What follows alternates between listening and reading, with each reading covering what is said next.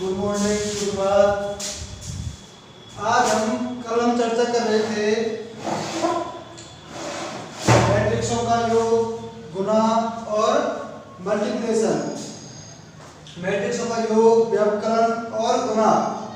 आज हम बात करेंगे किसी मैट्रिक्स में अदिश राशि का गुणा कैसे करते हैं। तो टॉपिक डालेंगे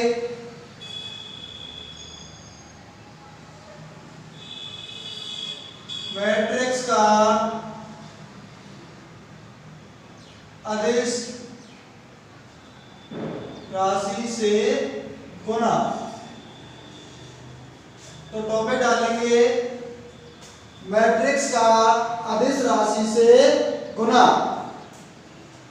माना ए आपकी कोई मैट्रिक्स है जिसका क्रम क्या है, m/n। माना ए कोई मैट्रिक्स है जो m/n ऑर्डर की है, तब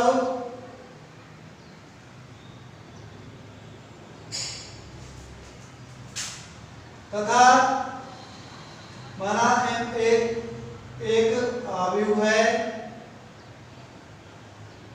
तथा k कोई एक अदिश संख्या है। देखिए ए कोई आपकी मैट्रिक्स है, आव्यूह है तथा k कोई एक अदिश संख्या है। तो हम देखेंगे कि इस अदिश संख्या का इस आव्यूह से गुणा कैसे करते हैं। तो k का गुणा आप मैट्रिक्स A से गुणा k ऑफ A।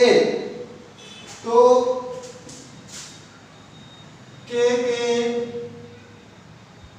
k का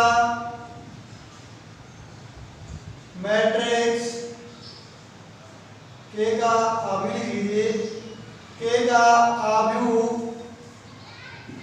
A से गुणा को k ऑफ A से व्यक्त करते हैं। क्या करते हैं, जो आपका मैट्रिक्स A है, जब हम उसका k कोई आपकी क्या है, अदिश संख्या है, तो k का आव्यूह A से गुणा को हम किससे व्यक्त करते हैं, k ऑफ A से। किससे व्यक्त करते हैं, k ऑफ A से। और k ऑफ A है, जो मैट्रिक्स A है वो किस प्रकार की है, aij, जिसका ऑर्डर क्या है, m/n।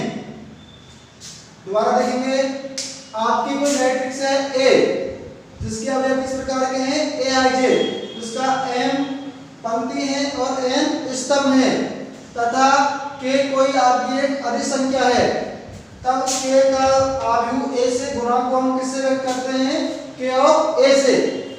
और k ऑफ A का जो मान है वो बराबर होता है k ऑफ aij। क्या होता है, k ऑफ aij। इसका मतलब ये हुआ, आप A के प्रत्येक अवयव में, आप आव्यूह A के प्रत्येक अवयव में किससे गुणा कर देंगे, k से। दोबारा देखिए, जब किसी आव्यूह में आपको एक अदिश संख्या से गुणा करना है, अर्थात A आव्यूह है, आपको इस k से गुणा करना है, तो आप क्या करेंगे, इस आव्यूह के प्रत्येक अवयव में किससे गुणा कर देंगे, k से। सपोज एग्जांपल देखिए, आपकी कोई आव्यूह A है 2, 4, 6, 7। अब आपको 8 A का वैल्यू निकालनी है। किसकी निकालनी है, 8 A की।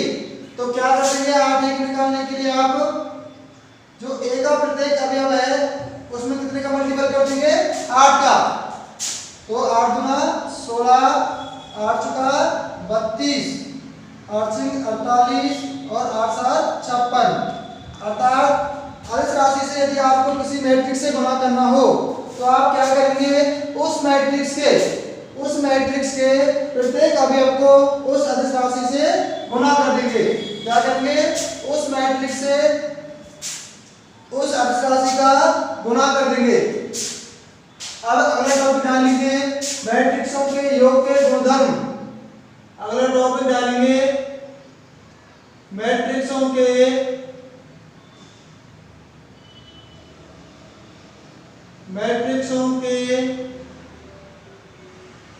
योग के गुणधर्म।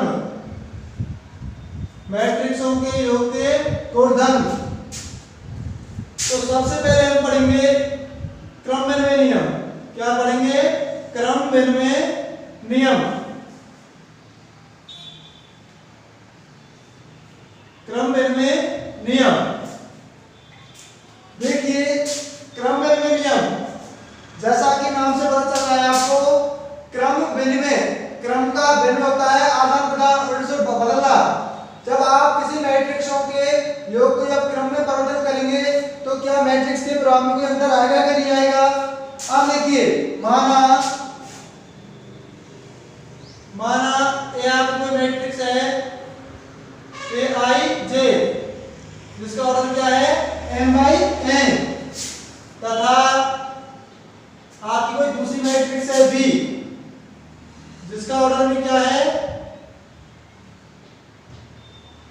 आपकी मैट्रिक्स है A, जिसका ऑर्डर है m by n, तथा दूसरी मैट्रिक्स है B, जिसका ऑर्डर भी क्या है?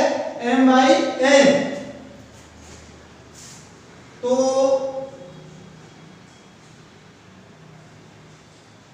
ये आव्यूह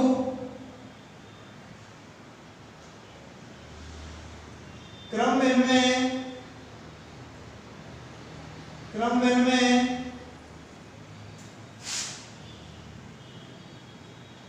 नियम का पालन करती हैं यदि a प्लस b बराबर b प्लस a। आप पढ़ रहे थे, आपका टॉपिक है मैट्रिक्सों के योग के गुणधर्म। तो क्रम विनिमय नियम यह कहता है आप योग के अकॉर्डिंग a में b को जोड़ें या फिर b में a को जोड़ें। यदि ये दोनों बराबर आ जाए, अर्थात इनको क्रम को परिवर्तन कर दिया जाए, अर्थात a की जगह पे b रख दें और b की जगह पे a रख दें, तब भी यदि मैट्रिक्सों के मान पर कोई प्रभाव नहीं पड़े, अर्थात a प्लस b का मान b प्लस a के बराबर आ जाए, तब इस स्थिति में कहेंगे कि जो आपकी जो दो मैट्रिक्स हैं वो कौन से नियम का पालन कर रही हैं? क्रम विनिमय नियम का। दोबारा से देखेंगे, योग के लिए क्रम विनिमय नियम क्या होगा? a प्लस b बराबर b प्लस a, अर्थात a मैट्रिक्स में b को जोड़ो या फिर b मैट्रिक्स में a को जोड़ो। यदि ये दोनों बराबर हैं तो हम कहेंगे a और b हैं वो योग के अंतर्गत क्या है? क्रम विनिमय नियम। क्या है? क्रम विनिमयता का पालन करती है। अब देखिए हम a प्लस b का मान निकालते हैं। a प्लस, इसको सॉल्व कर लीजिए LHS को। आप LHS है a प्लस b, a की वैल्यू क्या बताइए? यहां से aij m by n plus bij। a को क्या? a की वैल्यू क्या रख दी? aij, और b की वैल्यू क्या है? bij। इसका क्रम भी क्या है? n by n। देखिए इन दोनों का जो क्रम है वो समान होना चाहिए, क्योंकि यदि इनका क्रम समान नहीं होगा तो a प्लस b परिभाषित नहीं होगा। हम पहले ही देख चुके हैं कि दो आव्यूहों का जो योग है तब संभव होता है जब दोनों के क्रम क्या हो? समान हो। तो आप इसको ऐसे भी लिख सकते हो aij प्लस bij, इसका क्रम क्या हो जाएगा? m by n। अब देखिए जो aij है और bij है, अब ये क्या है? मैट्रिक्स के अवयव। क्या है? मैट्रिक्स के अवयव, अर्थात ये संख्या है या फिर फलन है। तो आप जानते हो कि आप एक को दो में जोड़िए या फिर दो को एक में जोड़िए, दोनों बात एक ही है। तो आप इसको लिख सकते हो aij पर, इसको उल्टा कर सकते हो bij प्लस aij। अब देखिए इसको अलग अलग करके लिख दीजिए, तो ये हो जाएगा आपका bij, इसका order m by n plus aij, इसका ऑर्डर भी m by n। अब देखिए ये किसके बराबर है, बी के, ये किसके बराबर है, बी के, प्लस ये किसके बराबर है, ए के। तो आप देख रहे हो a प्लस बी का मान किसके बराबर है, b प्लस a के।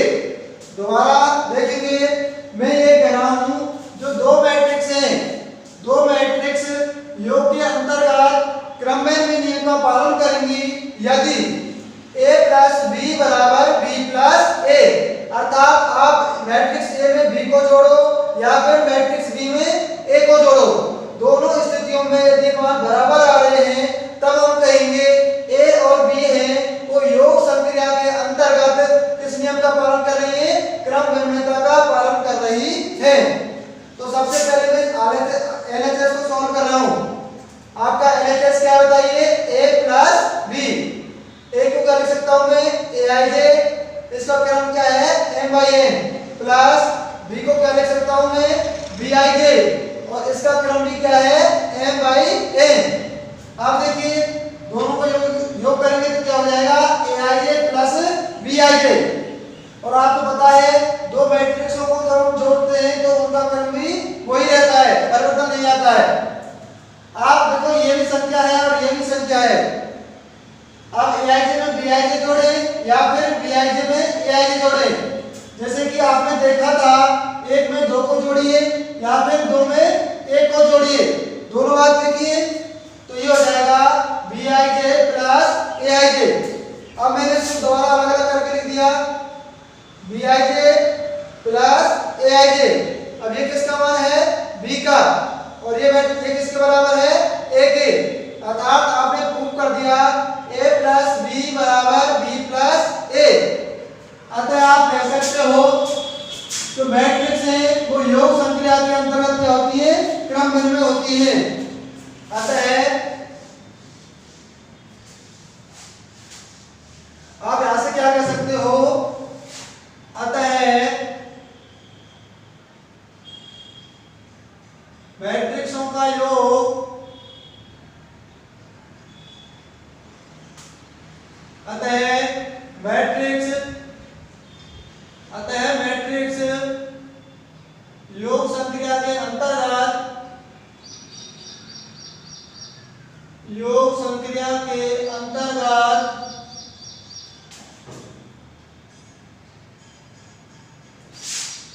क्रम भिन्न में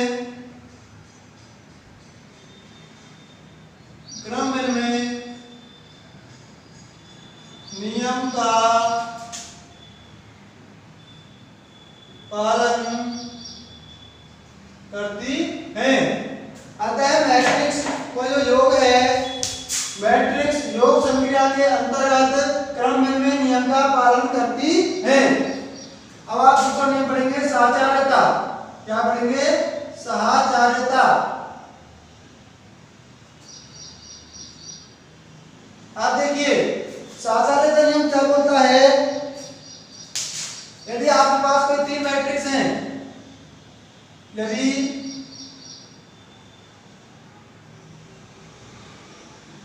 तीन आव्यूह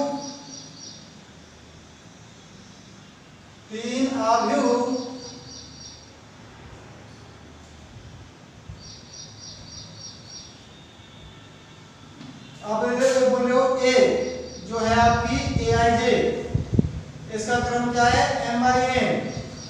दूसरी आव्यूह है आपकी b जिसका क्रम क्या है, m/n। देखिए हम योग के अंतर्गत पढ़ रहे हैं तो आव्यूहों का योग हम तभी कर सकते हैं जब उनका क्रम समान हो। तो a b और तीसरी आव्यूह ले रहा हूं मैं c।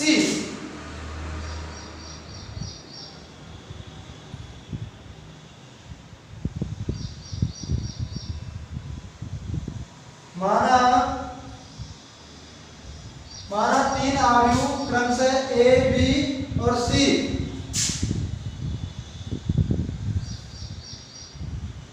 ABC है। अब देखिए तो ये साचार्य नियम का पालन करेंगे यदि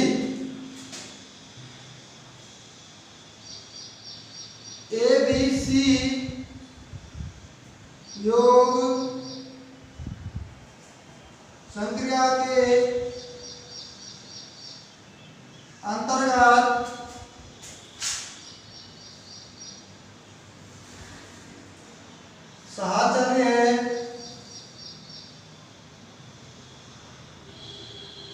होती हैं यदि a प्लस बी प्लस सी बराबर होना चाहिए a प्लस बी प्लस सी के। अब देखिए कोई आपके सामने a b और c तीन अवयव हैं तो ये साचार्य नियम का पालन करती हैं यदि इस कंडीशन को होल्ड करे। आप a में b को जोड़कर c में जोड़िए या फिर b में c को जोड़कर a में जोड़िए। यदि ये दोनों मान बराबर आए तब इस स्थिति में जो abc है वो क्या होती है, योग संक्रिया के अंतर्गत साचार्यता नियम का पालन करती हैं।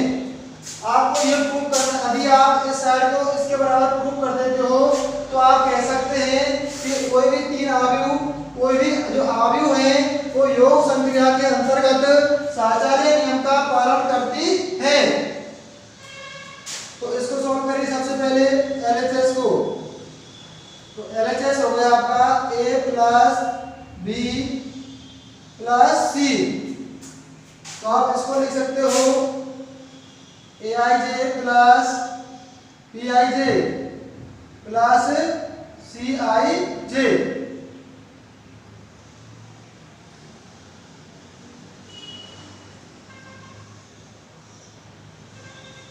इधर देखिए आप a प्लस b को क्या लिख सकते हो, aij प्लस bij और c को लिख सकते हो आप cij। अब देखिए aij में bij को जोड़ेंगे तो ये क्या हो जाएगा, aij plus bij plus cij। अब आप जानते हो आप 1 प्लस 2 में 3 जोड़िए या फिर 2 प्लस 3 में 1 जोड़िए, दोनों बात लिखी है।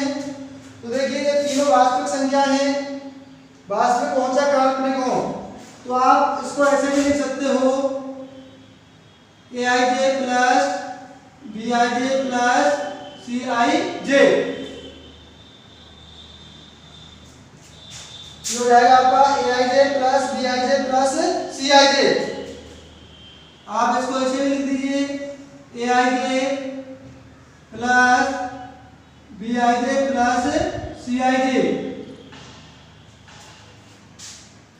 इसको मैंने अलग रख दिया, इन दोनों को एक साथ रख लिया। अब बताइए ये किसका मान है, a का, प्लस ये किसका मान है, b प्लस c का।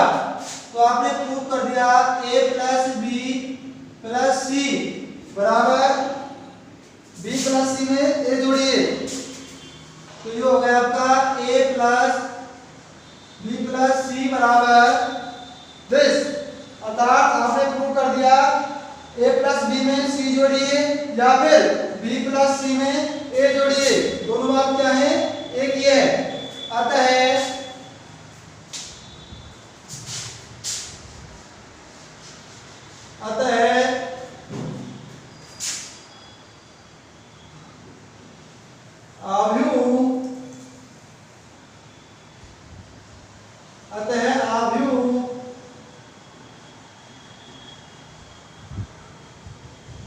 योग संक्रिया के अंतर्गत, अतः आव्यूह योग संक्रिया के अंतर्गत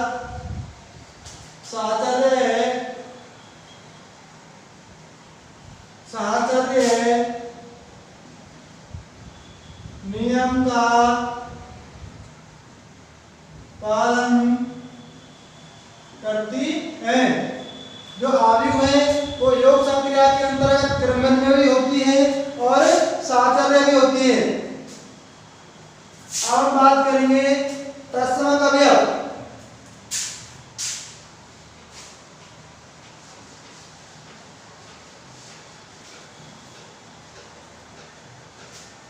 देखिए आव्यूह का योग संक्रिया के लिए तत्समक अवयव और प्रतिलोम अवयव और गुणांक की संक्रिया के लिए तत्समक अवयव और प्रतिलोम अवयव।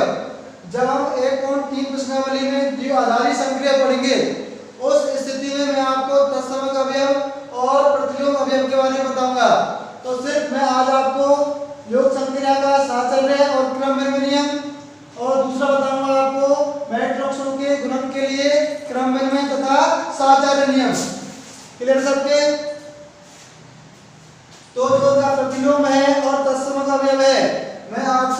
1.3 पढ़ाऊंगा जीव आधारित संक्रिया, उस समय मैट्रिक्सों का तत्समक अवयव और प्रतिलोम के बारे में चर्चा करूंगा।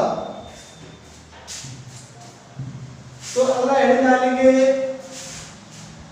मैट्रिक्सों के गुणा के गुणधर्म, मैट्रिक्सों के गुणा के गुणधर्म।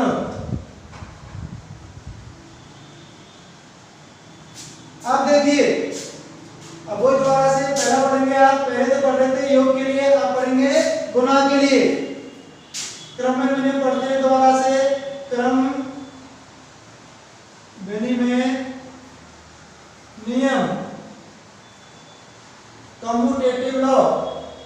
अब देखिए, पहले तो आप बता रहे थे योग के लिए, तो आप क्या बता रहे थे, a प्लस बी बराबर बी प्लस ए। अब आपको क्रम में बताना है किसके अकॉर्डिंग, गुणा के, तो आप देखेंगे a इंटू बी बराबर बी इंटू ए। आप देखिए, आप दो आव्यूह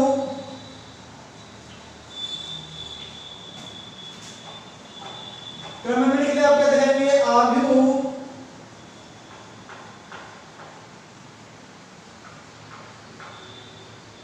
आव्यूह गुणन संक्रिया के लिए, आव्यूह गुणन संक्रिया के लिए क्रम विनिमय नियम का, क्रम विनिमय नियम का, क्रम विनिमय नियम का पालन करेंगी यदि,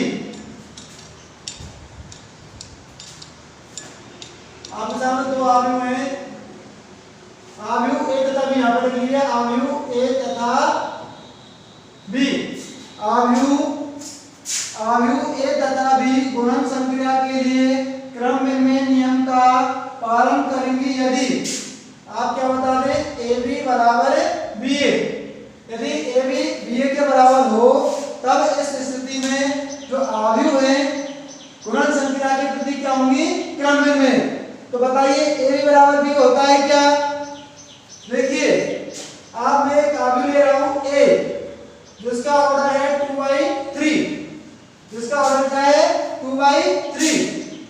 देखिए एक आव्यूह ए है जिसकी कोटि क्या ले रहा हूं मैं 2/3, और दूसरी आव्यूह बी है जिसकी कोटि ले रहा हूं मैं 3/4।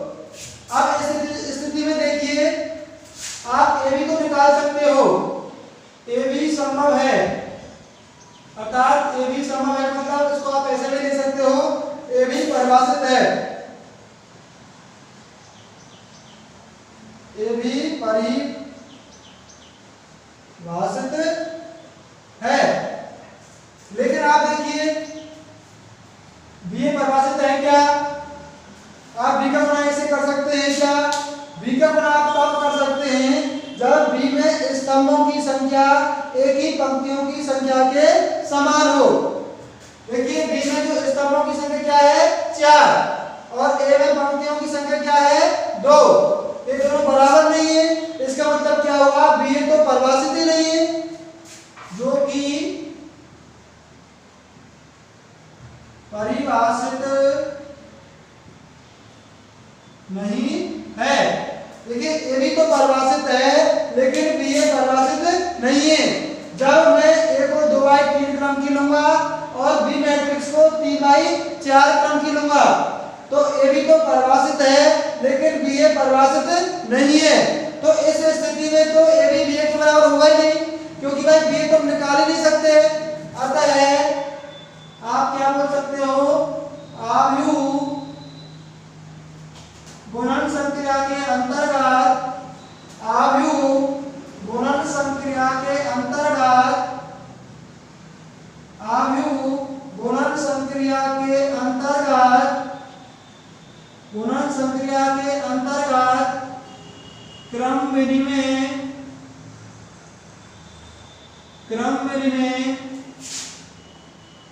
नियम का पालन नहीं करती हैं। अतः आव्यूह है वो गुणन संक्रिया के अंतर्गत क्रम विनिमय नियम का पालन नहीं करती है। तो आपने देखा था जो आव्यूह है वो योग संक्रिया के अंतर्गत तो क्या होती है, क्रम विनिमय, लेकिन गुणन संक्रिया के अंतर्गत क्रम विनिमय नहीं होती है।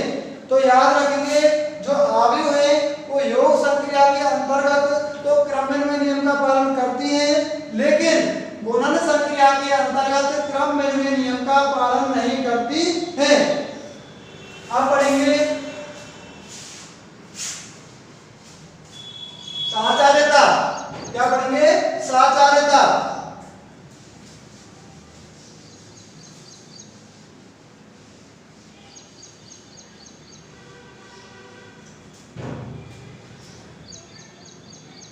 तीन आव्यूह ए बी सी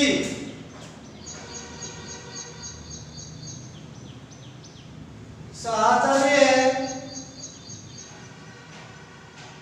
एबीसी आव्यूह एबीसी गुणन संक्रिया के अंतर्गत आव्यूह एबीसी गुणन संक्रिया के अंतर्गत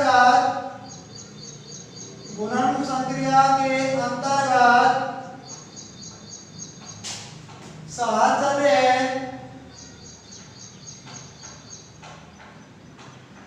होंगी यदि।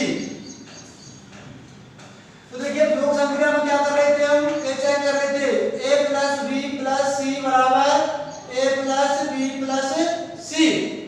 ये तो होती है जब योग संक्रिया हो, लेकिन अब हम बात कर रहे हैं गुणन संक्रिया की।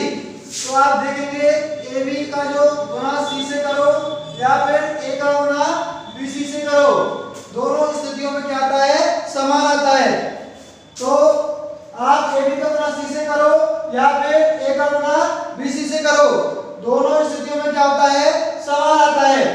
तो आप देखेंगे जो मैट्रिक्स है आव्यूह है वो योग संक्रिया के अंतर्गत साचार्य एवं क्रम विनिमय होती है, लेकिन गुणन संक्रिया के अंतर्गत साचार्य तो होती है लेकिन क्रम विनिमय गुणधर्म का पालन नहीं करती है। इसके लिए आपने एक एग्जांपल देखा था। देखिए ए आप कोई मैट्रिक्स लीजिए 2/3 क्रम की और दूसरी मैट्रिक्स लीजिए 3/4 क्रम की। ए और बी दो एक क्रम ए आप लेंगे 2/3 क्रम की और बी लेंगे आप 3/4 क्रम की। तो इस स्थिति में ए बी तो परिभाषित होगा लेकिन बी ए परिभाषित नहीं होगा। तो जब बी ए परिभाषित नहीं है तो ए बी बी ए के बराबर होगा ही नहीं, और होगा नहीं तो ये क्या हुआ, क्रम विनिमय नियम का पालन नहीं करती है। तो जो मैट्रिक्सों का जो गुणा है वो क्रम विनिमय नियम का पालन करें ये कोई जरूरी नहीं है।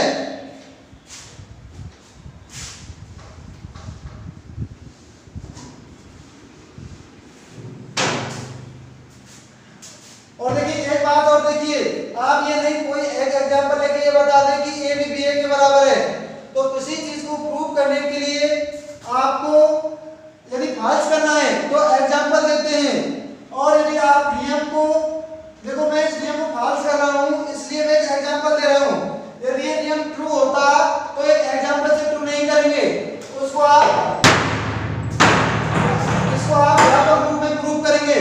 क्लियर है सबके? तो आपको सिर्फ दो ही बातें याद रखनी है। पहली बात तो यह है कि जो मैट्रिक्सों का योग है क्रम विनिमय एवं साचार्य नियम का पालन करती है, और दूसरी बात यह है जो मैट्रिक्सों का जो गुणन है वो साचार्य नियम का तो पालन करता है लेकिन क्रम विनिमय नियम का पालन नहीं करता है। क्लियर है सबके?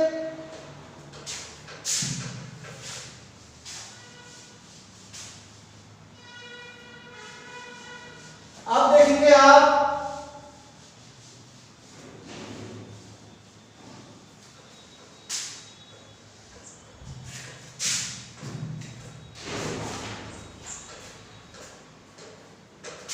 गुणात्मक प्रतिलोम आव्यूह।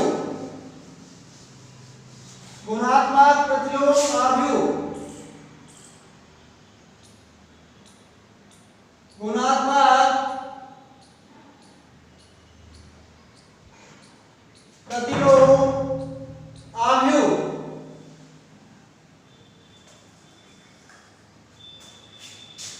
गुणात्मक प्रतिलोम आव्यूह, तो लिखेंगे दो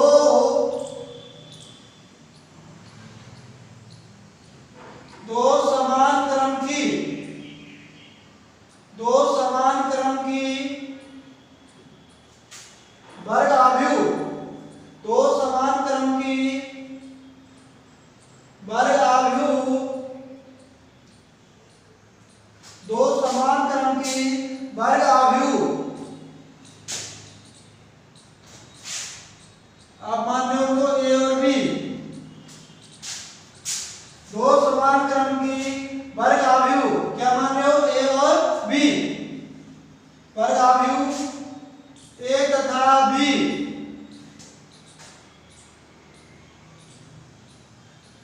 गुणात्मक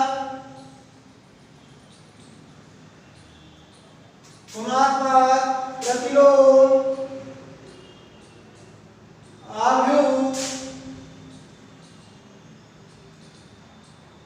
कहलाती हैं यदि ए बी बराबर आई बराबर बी ए। आप ए का गुणा बी से करो या फिर बी का गुणा ए से करो, आपको क्या मिलना चाहिए, तत्समक आव्यूह। ए आई क्या होता है, तत्समक आव्यूह, तत्समक आव्यूह। आप इसको क्या बोलते हो, इकाई आव्यूह, क्या बोलते हो, इकाई आव्यूह। जब आप ए का गुणा बी से करने पर आपको क्या मिल जाए, इकाई आव्यूह, यूनिट मैट्रिक्स मिल जाए, तब ए को बी की तथा बी को ए की क्या बोलते हैं, गुणात्मक प्रतिलोम आव्यूह बोलते हैं। यदि ए बी बराबर आई बराबर बी ए हो, इस स्थिति में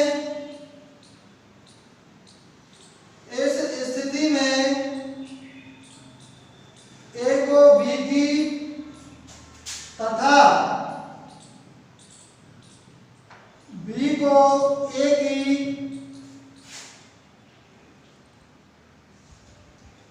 गुणात्मक प्रतिलोम आव्यूह कहते हैं। देखिए दोबारा से, दो समान क्रम की वर्ग आव्यूह ए तथा बी, दो समान क्रम की वर्ग आव्यूह ए तथा बी गुणात्मक प्रतिलोम आव्यूह कहलाती हैं यदि ए बी बराबर आई बराबर बी ए।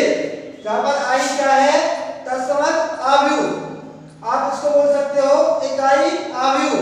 जब आप ए का गुणा बी से करेंगे तब आपको क्या मिलनी चाहिए, इकाई आव्यूह। इस स्थिति में ए को बी की तथा बी को ए की क्या बोलते हैं, गुणात्मक प्रतिलोम आव्यूह बोलते हैं। और एग्जांपल के लिए देखिए, आपको ये दिया हुआ है, सपोज एग्जांपल देख रहे हैं हम, ए बराबर आपको दिया हुआ है 1 2 2 2 5 4 3 7 5, और आपको भी दिया हुआ है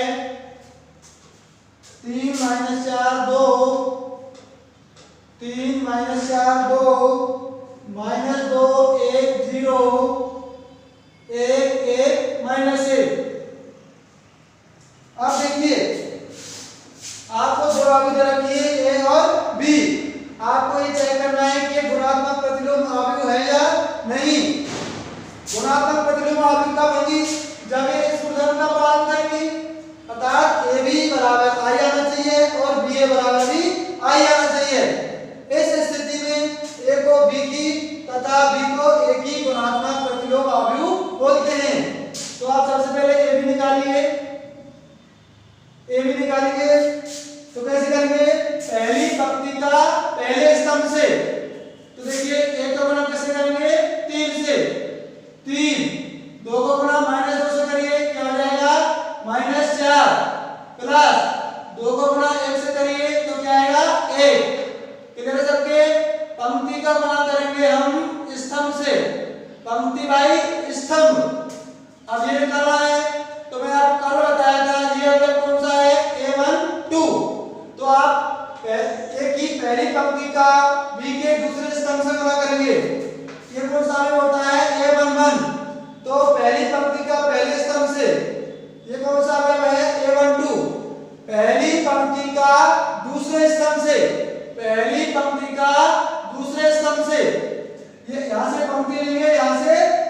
मिलेंगे?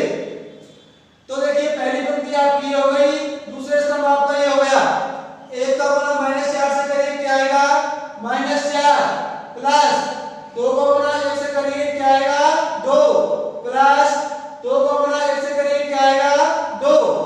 अब देखिए इसका गुना इससे करेंगे तो 2 0 -2 2 प्लस 0 -2।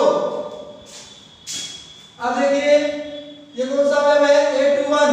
तो ये करेंगे दूसरी पंक्ति का पहले स्तंभ से, तो ये हो जाएगा 2 का गुना 3 से करिए 6, 5 का गुना -2 से करिए -10 प्लस 4। दूसरी पंक्ति का दूसरे स्तंभ से -8 प्लस 5 प्लस 4। इस प्रकार से आप देख लीजिए क्या मिलेगा। देखिए दूसरी पंक्ति का तीसरे स्तंभ से 4 0 -4 4 प्लस 0 -4। तीसरी पंक्ति का पहले स्तंभ से 3 का गुणा 3 से करेंगे 9 -14 प्लस 5। दूसरी पंक्ति का दूसरे स्तंभ से तीसरी पंक्ति का दूसरे स्तंभ से -12 प्लस 7 प्लस 5। तीसरी पंक्ति का तीसरे स्तंभ से तो ये हो जाएगा 6 प्लस 0 -5। तो उसको सॉल्व करिए। ए भी बराबर क्या है? देखिए 3 ये कितना आएगा? 2। देखिए 1 का गुना 3 से करेंगे तो 3, 2 का गुना -2 से करेंगे तो -4 और 2 का गुना 1 से करेंगे तो 2। 3 और 2 5 और 5 में से 4 गए तो 1। ये हो जाएगा आपका 0। ये भी हो जाएगा 0 0 1 0। ये हो जाएगा आपका 0 0 1। जब आपने ए का गुना बी से किया तब आपको क्या मिल गया? ए बी बराबर आई। ये क्या हो गई आपकी आइडेंटिटी मैट्रिक्स? क्या है? Identity matrix. इसी प्रकार से जब आप बी का गुना ए से करेंगे तो स्वयं चेक करेंगे तब भी क्या आएगा? आई। अतः इसको एक डाल लीजिए, ये समीकरण नंबर 2। ए बी बराबर आई बराबर बी ए। अतः ए और बी क्या है? गुणात्मक प्रतिलोम आव्यूह। गुणात्मक प्रतिलोम आव्यूह का मतलब होता है ए का गुना बी से करें या फिर बी का गुना ए से करें, आपको क्या मिलनी चाहिए? आइडेंटिटी मैट्रिक्स, यूनिट मैट्रिक्स अर्थात इकाई आव्यूह। क्लियर है सबके?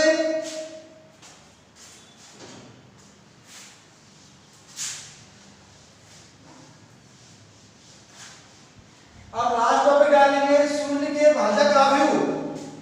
शून्य के भाजक आव्यूह टॉपिक डालेंगे शून्य के भाजक आव्यूह। ए तथा बी दो आव्यूह ए तथा बी दो आव्यूह ए तथा बी शून्य के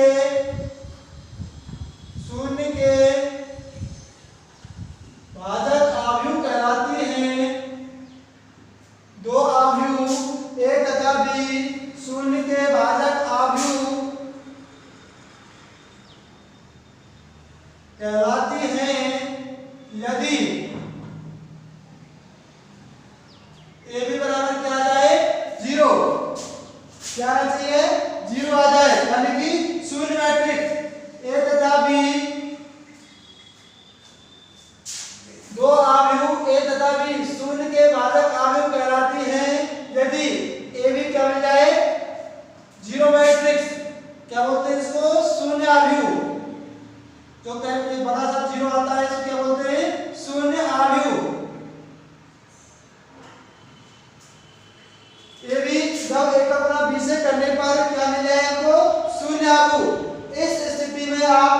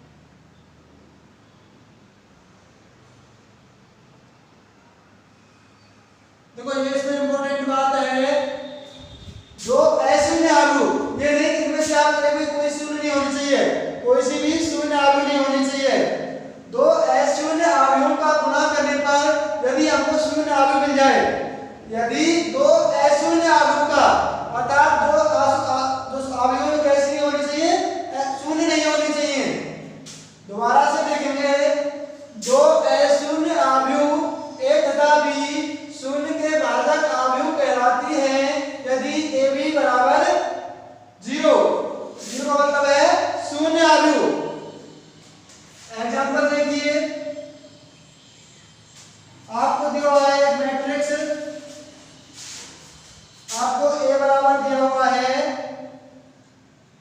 1 3 1 3 और दूसरी मैट्रिक्स है बी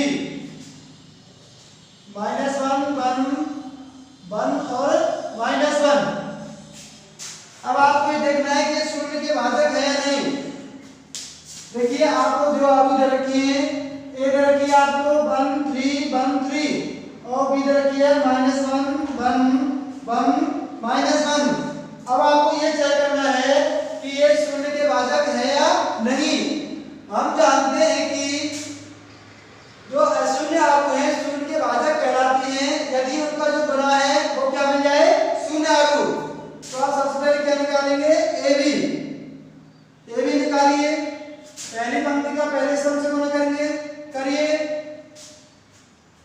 क्या आएगा बताइए।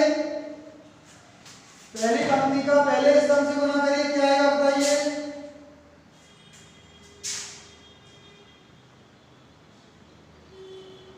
-1 + 3। पहली पंक्ति का दूसरे स्तंभ से गुना करिए,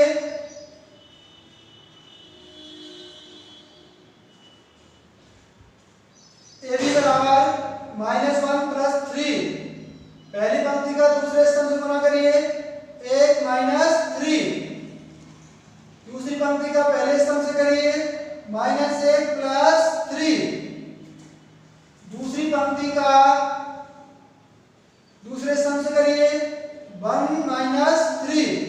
तो ये मिल गया आपको 2 -2 2 और -2। तो ये शून्य के भाजक आव्यूह नहीं है, ए और बी शून्य के भाजक आव्यूह नहीं है। लेकिन मैं इनको चेंज कर दीजिए एक बार, आप इसको ले लीजिए 1 1 1। अब देखिए अब ए बी निकालिए, क्या आ रहा है। पहली पंक्ति का पहले स्तंभ से गुना करिए -1 + 1। पहली पंक्ति का दूसरे स्तंभ से गुना करिए 1 - 1। दूसरी पंक्ति का पहले स्तंभ से गुना करिए -1 + 1। दूसरी पंक्ति का दूसरे स्तंभ से 1 - 1। तो ये भी क्या है आपको 0 0 0 0, अर्थात आप इसको बोल सकते हो शून्य आव्यूह। ये कौन सी आव्यूह है, शून्य आव्यूह।